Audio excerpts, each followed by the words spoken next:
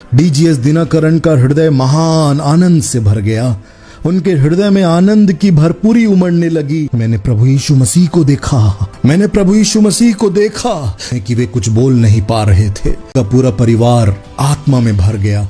आज मैं तुझे अपनी प्रेम और करुणा से भरने जा रहा हूँ। बहुत मीठा और ताजगी से भरा हुआ ठंडे जल की दिव्य धारा सा महसूस हो रहा है कि जैसे उनके हृदय का कोई दरवाजा खुल गया हो। प्रभु यीशु मसीह की सामर्थ्य उपस्थिति उनके कमरे में आ गई और उस वाणी ने कहा, मैं यीशु मसीह हूँ, क्योंकि तूने मुझे सच्चाई के साथ ढूंढा है मेरे बेटे। मुझे खोजा है अपने संपूर्ण हृदय से, इसलिए आज मैं स्वयं तुझे आशीष देने आया हूँ। भले ही आपको ऐसा लगे प्रभु यीशु मसीह आपकी प्रार्थना नहीं सुन रहा है, वास्तव में वह जानता है। आपकी एक एक प्रार्थना का हिसाब उसके पास है। परमेश्वर हमारा हृदय को देखने वाला परमेश्वर है। जब दिनकरण अपनी प्रार्थनाओं को करते रहते, वचनों को पढ़ते रहते, तो एक दिन उनकी नजर बाइबल के एक ऐसे चैप्टर पर, एक ऐसे वचन पर पड़ी, एक ऐसे वचन की ओर पवित्र आत्मा दिनकरण को ले गए, जो कि लिखा हुआ था प्रेरितों के काम 10वें अध्याय और उसके 38 पद में, तुम नासरी यीशु के विषय में जानते हो कि परमेश्वर ने पवित्र आत्मा और शक्ति से उसका अभिषेक कैसे किया और उत्तम कार्य करते हुए तथा उन सबको जो शैतान के मारे हुए और शैतान के बस में थे, चंगा करते हुए चारों ओर वह कैसे घूमता रहा था, क्योंकि परमेश्वर उसके साथ था। जब जवान दिनकरण ने इस वचन को पढ़ा, वो कहते हैं कि पहली बार मुझे समझ आया कि अगर प्रभु यीशु मसीह सर्व सत्ताधारी परमेश्वर स्वयं मनुष्य रूप में अगर इस पृथ्वी पर आए और उनको सेवकाई के लिए इस पृथ्वी पर पवित्र आत्मा की आवश्यकता थी, सामर्थ की आवश्यकता थी, शक्ति की आवश्यकता थी, तो दिनकरण को कितनी ज्यादा जरूरत है। और इसलिए इस वचन के द्वारा वो प्रार्थना करने लगे। 7 वर्ष उन्होंने लगातार प्रार्थना की। जवान दिनकरण प्रार्थना करने लगे। इस 7 वर्ष वो बिना थके लगातार मांगते रहे प्रभु से, प्रभु मुझे अपनी सामर्थ्य से भर दे, प्रभु मुझे पवित्र आत्मा से भर दे, प्रभु मुझे अपनी शक्ति से भर दे। 7 साल प्रार्थना करते रहे। कई बार लोगों ने हिम्मत तोड़ने की कोशिश की, कई बार शैतान ने निराश करने की कोशिश की, लेकिन प्रभु का वचन उसे सामर्थ्य देता रहा।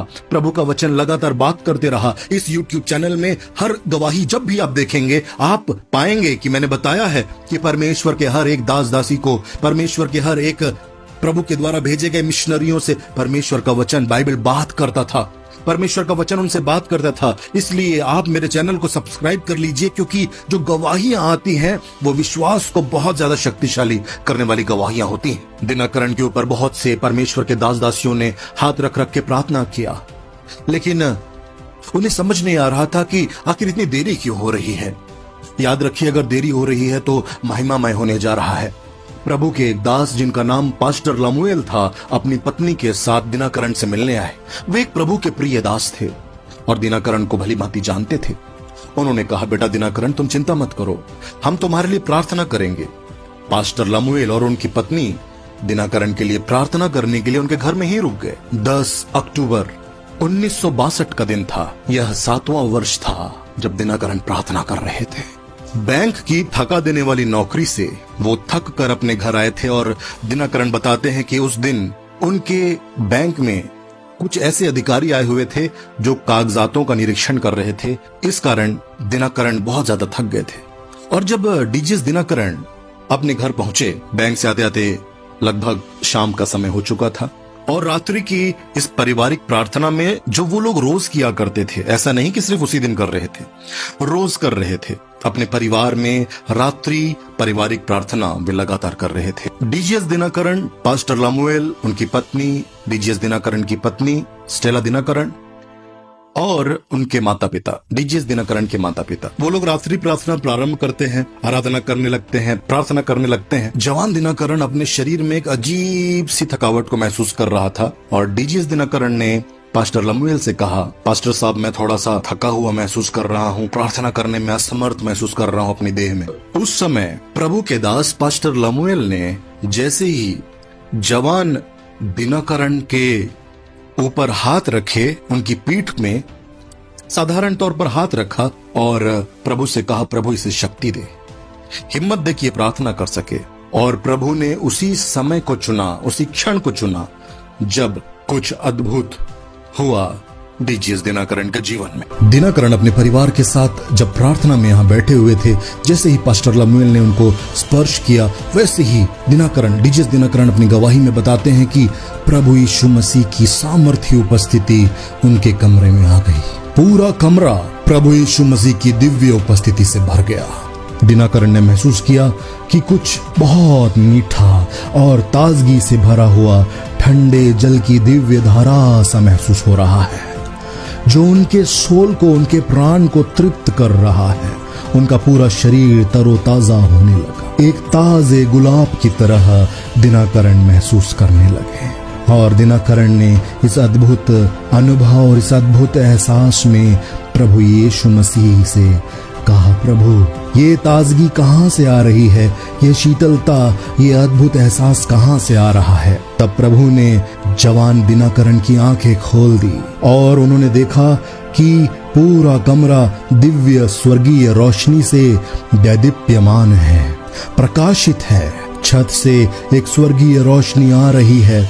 जब दिनाकरण ने उस रोशनी की ओर ध्यान से देखा तो वहां उन्हें परम तेजोमय, अत्यंत महिमावान, महान, पराक्रमी परमेश्वर प्रभु यीशु मसीह का व्यक्तित्व नजर आया। प्रभु यीशु मसीह नजर आए और उन्होंने उस महिमा में प्रभु की सामर्थी मीठी अद्भुत वाणी को सुना। और उस वाणी ने कहा, मैं यीशु मसीह हूँ, क्योंकि तूने मुझे सच्चाई के साथ ढूंढा है मेरे बेटे। मुझे खोजा है अपने संपूर्ण हृदय से, इसलिए आज मैं स्वयं तुझे आशीष देने आया हूँ। और उसी क्षण डीजीएस दिनाकरण का हृदय महान आनंद से भर गया। उनके हृदय में आनंद की भरपूरी उमड़ने लगी। दिनाकरण आनंद से हंसने लगे। डीजीएस दिनाकरण अपनी गवाही में बताते हैं कि प्रभु यीशु मसीह की उस वाणी को सुनकर उनका हृदय, उनकी आत्मा, उनका व्यक्तित्व, उनका अस्तित्व आनंद से परिपूर्ण हो गया। वह आनंद हंसी के रूप में बाहर आने लगा। 3 घंटे तक यह अद्भुत दर्शन जारी रहा। डीजीएस दिनाकरण अपनी गवाही में बताते हैं कि प्रभु यीशु मसीह ने डीजीएस दिनाकरण को यह बताया कि कब कब पिछले 7 वर्षों में तुमने प्रार्थना की है। एक एक दिन प्रभु को याद था, एक एक सेकंड प्रभु यीशु मसीह को याद था जब डीजीएस दिनाकरण ने प्रार्थना की। और प्रभु ने डीजीएस दिनाकरण से कहा, कल रात तूने कहा था कि हे प्रभु मुझे सामर्थ्य से भर दे, अन्यथा मैं ऐसी कमजोर मसीही जीवन को नहीं जीना चाहता। यह साधारण मसीही जीवन नहीं जिया जाता प्रभु। ये प्रार्थना भी प्रभु यीशु मसीह ने उसे स्मरण दिलाई। कितने आश्चर्य का विषय है कि जब डीजीएस दिनाकरण को लग रहा था कि शायद 7 वर्षों में प्रभु ने उसकी प्रार्थना नहीं सुनी, प्रभु यीशु मसीह एक एक प्रार्थना को जो दिनाकरण ने की थी स्मरण दिला रहे थे। इसका मतलब यह है, भले ही आपको ऐसा लगे प्रभु यीशु मसीह आपकी प्रार्थना नहीं सुन रहा है, वास्तव में वह जानता है। आपकी एक एक प्रार्थना का हिसाब उसके पास है। इसलिए प्रार्थना करने में कभी हिम्मत मत हारिएगा। डीजीएस दिनाकरण अपनी गवाही में बताते हैं कि प्रभु यीशु मसीह ने डीजीएस दिनाकरण से कहा कि मेरे बेटे, मेरे प्रेम और करुणा के बारे में इस संसार ने सिर्फ सुना है, लेकिन तेरे जीवन के द्वारा उस प्रेम और उस करुणा को ये दुनिया देख पाएगी। आज मैं तुझे अपनी प्रेम और करुणा से भरने जा रहा हूँ। जब जब तू उस करुणा से भर के, उस प्रेम से भर के मेरे लोगों के लिए कुछ मांगेगा, वह उसी समय हो जाएगा। आज मैं तुझे अपनी प्रेम और करुणा की आत्मा से भरने जा रहा हूँ मेरे बेटे। और डीजीएस बताते हैं कि प्रभु यीशु मसीह ने जैसे ही यह कहा तो डीजीएस दिनाकरण ने देखा कि प्रभु यीशु मसीह मुस्कुराए और उनके करीब आते गए। और दिनाकरण को ऐसे लगा कि जैसे उनके हृदय का कोई दरवाजा खुल गया हो और उस दरवाजे के भीतर प्रभु यीशु मसीह प्रवेश कर गए। यह अनुभव जब समाप्त हुआ तो सुबह के 1 बज रहे थे, दोपहर के नहीं वरन सुबह के 1 बज रहे थे। डीजीएस दिनाकरण बताते हैं कि उन्होंने जो पारिवारिक प्रार्थना प्रारंभ की थी वो रात में 9:30 बजे शुरू की थी। और यह सब अनुभव समाप्त होने के बाद घड़ी में मध्य रात्रि कहूं या सुबह 1:15 हो रहे थे, 1:15 AM। इन 3 घंटों में जब दिनाकरण प्रभु यीशु मसीह से बात कर रहे थे, प्रभु यीशु मसीह दिनाकरण से बात कर रहे थे, तब उनके परिवार के लोग क्या कर रहे थे। यह बड़ा आश्चर्य का विषय हो सकता है हमारे लिए। पवित्र आत्मा की ऐसी उपस्थिति वहां हुई, स्वर्गीय सामर्थ्य ऐसी हुई कि उनका पूरा परिवार आत्मा में भर गया और वहां से हिल ना सका। और वे जानते थे कि दिनकरन को एक स्वर्गीय दर्शन प्राप्त हो रहा है। जब इस दर्शन के बाद डीजीएस दिनकरन के पिताजी ने उनसे पूछा, बेटा आखिर क्या हुआ? डीजीएस दिनकरन बताते हैं कि वे कुछ बोल नहीं पा रहे थे, इसलिए उन्होंने एक पेपर में पेन से लिखकर बताया कि पिताजी, मैंने प्रभु यीशु मसीह को देखा, मैंने प्रभु यीशु मसीह को देखा, मैंने प्रभु के साक्षात दर्शन किए हैं पिताजी। उस दर्शन के बाद, इस घटना के बाद डीजीएस दिनकरन के जीवन में दो बड़े बदलाव हुए। पहला बदलाव यह था कि जब भी डीजीएस दिनकरन प्रार्थना करते थे, प्रभु की सामर्थ्य उपस्थिति तुरंत वहां पर उपस्थित होती थी। जैसे ही डीजीएस दिनकरन प्रार्थना करते थे, कहीं भी कभी भी प्रभु की सामर्थ्य उपस्थिति आती थी, प्रभु का प्रेजेंस वहां आ जाता था। दूसरा जो बड़ा बदलाव डीजीएस दिनकरन ने अपने जीवन में देखा, वह करुणा जो उनके हृदय में उत्पन्न हो रही थी जब वह लोगों को तकलीफों में देखते थे। जब वो प्रभु के लोगों को प्रार्थना में रोते हुए देखते थे, उनके हृदय में करुणा उत्पन्न होती थी। यह करुणा दिव्य करुणा थी। डीजीएस दिनकरन बताते हैं कि इस दर्शन के बाद उनके प्रार्थना जीवन में क्रांतिकारी बदलाव आया। जब वो प्रार्थना में बैठते थे, कई बार 8 से 10 घंटे हो जाते थे, लेकिन उन्हें लगता था कि बस 5 मिनट ही तो हुए हैं प्रभु से बात करते हुए। ऐसे प्रेम से भर गया था वो यीशु मसीह के लिए, और प्रभु यीशु मसीह के चेहरे को ताकता रहता था, प्रभु से बात करता रहता था। 8 से 10 घंटे बीत जाते थे प्रार्थना में, उसे पता ही नहीं होता था।